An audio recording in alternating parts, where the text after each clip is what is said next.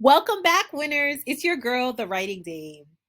I am so excited that you chose to invest your time into learning about the cycle of a narcissist or narcissistic abuse.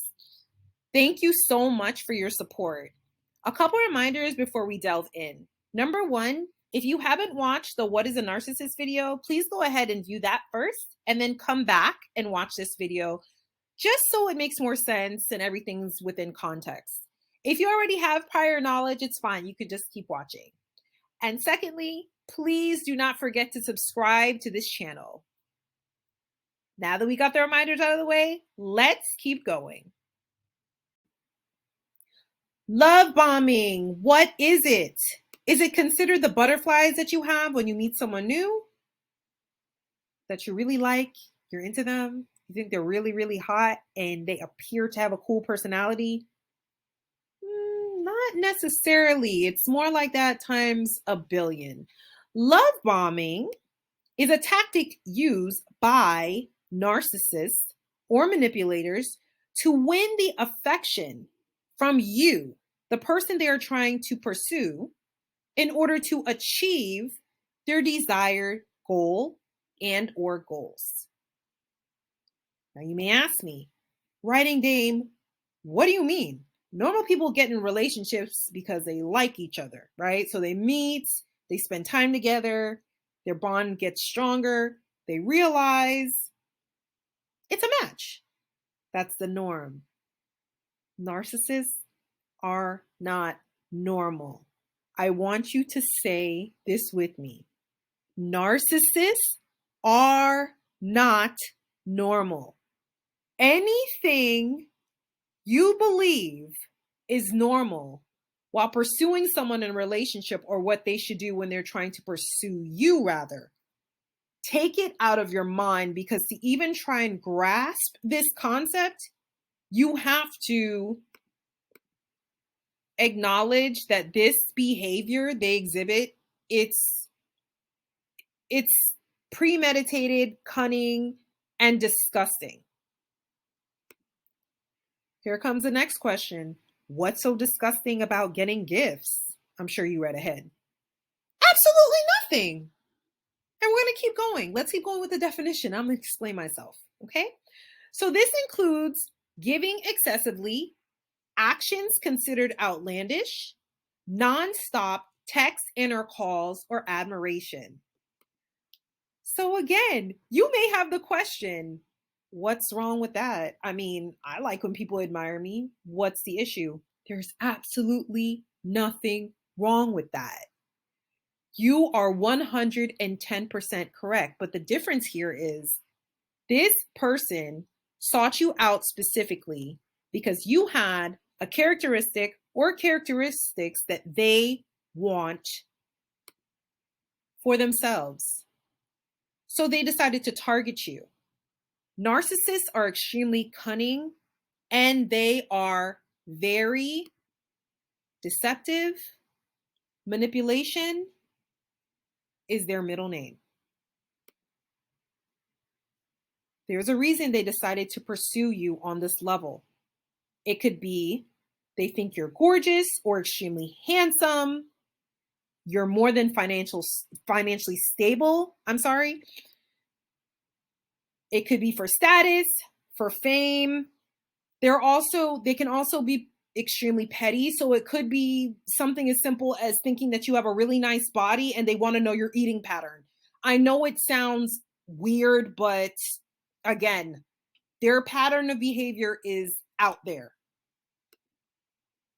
These individuals are extremely cunning and they're very, very, very, very keen at observation.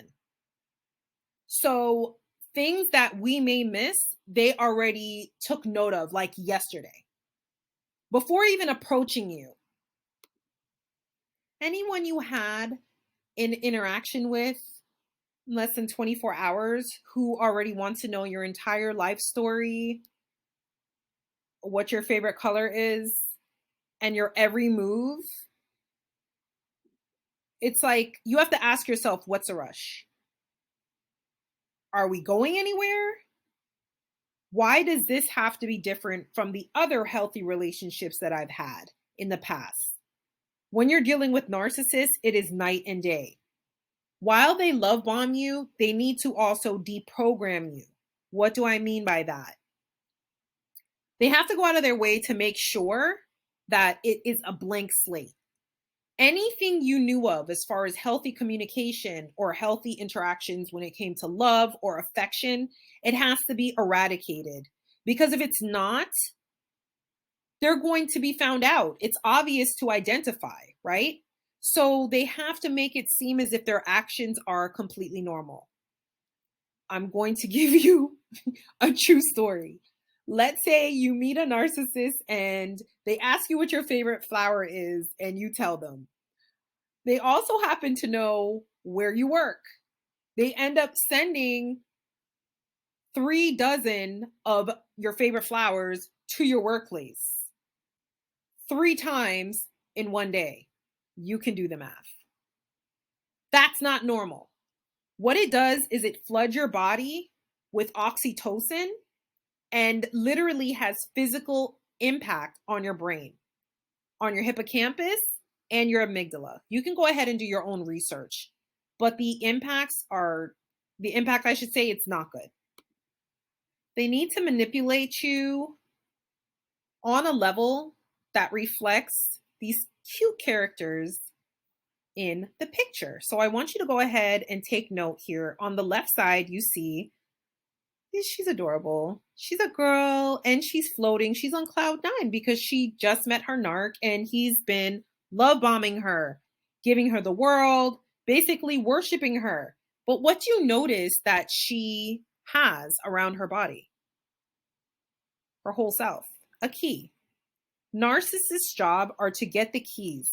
Each key unlocks a separate door to your emotions. They want you to completely let your guard down, for you to be emotionally vulnerable. That way they can take advantage of you. Okay, so you see on the left side right here, he's just giving her the world. It's amazing. There's a lot going on in this picture to represent the process of love bombing, I should say. All right, and then you go ahead and look on the right side. Sadly, she ended up giving in to his lies and all of the adoration, the 50 billion nonstop text messages, back to back to back to back, staying on the phone all throughout the night. She gave into all of that. And so they switch positions. He now has the keys to her emotional well-being, or the key, I should say. I only have one here, but it's normally numerous. And she is giving him complete control. So now he's in the position that he wants to be in. The end goal was achieved.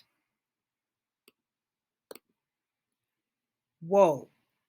What happens now? Positions are switched. He has control. I wonder what happens when a narcissist feels they are in full control. Do they take advantage of the situation? Or do they continue to adore you?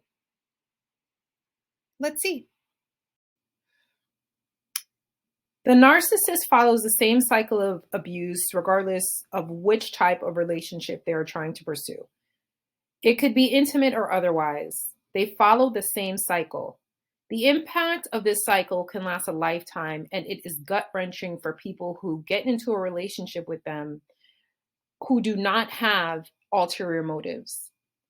Their baseline of pursuit is an ulterior motive, or several. Remember, the only reason they pursue a specific relationship is for personal gain. That is it. Examples of that gain could be status, physical appearance, and trying to make their ex jealous, or numerous other reasons. The cycle begins with the idealization phase. This is when the narcissist worships the ground that the person that they're trying to pursue walks on. They can do no wrong. As you see in the illustration, the lady at the top, she's so excited. She has this huge smile on her face. She's on cloud 9. Nothing can stop it. Unfortunately, The relationship does not remain in that phase. It's actually very much short lived and it goes on to the next part of the cycle, which is devaluing. Once the narcissist understands they have complete control and leverage over a situation, they become bored. It's another style of being bored. It's not traditional boredom as you and I may think. It's just they love the chase. Once that's over, it's done. So you'll notice things like snide comments or just them degrading the person that they're with because they're no longer on that pedestal. Remember, the driving force behind any narcissist is control and power. They have to be in control. So if you get a glimpse of their human side, because we are all human, we're not perfect.